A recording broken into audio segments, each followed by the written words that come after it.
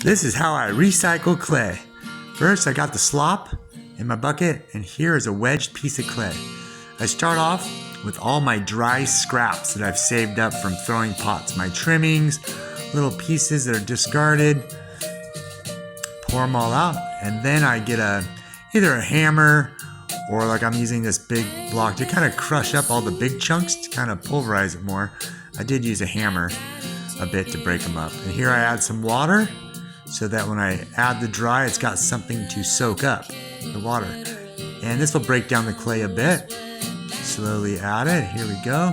I'm going to mix it up a little bit. Get it going. Make sure the water is all throughout the whole dry clay. And here's all my slop from when I'm throwing clay, like the real watery clay that's left over after I throw a pot. Here I found a fork in my slop. Sometimes things fall in there, so make sure I get that out. I take my drill and I'm mixing it up. Gave consistency to this stage, and that's a plaster bat that I made. The plaster helps extract all the water out of the clay, helps it dry out.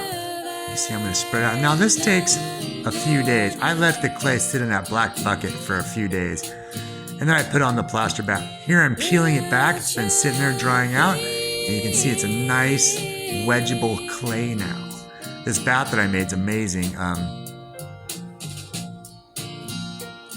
It really gets the clay ready to wedge. So here I'm going to cut and kind of stack the clay, mixing up a little bit more. Now it's brown, white, and porcelain clays, stone bodies, and earthenware. So it's a big mixture. It becomes a really nice clay, stoneware clay, a little Iron Rich. And I'm going to chunk off a piece here and wedge it up.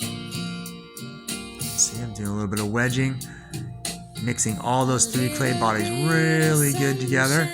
And I'll show you, here it is, finished wedged piece. Perfect, ready to throw.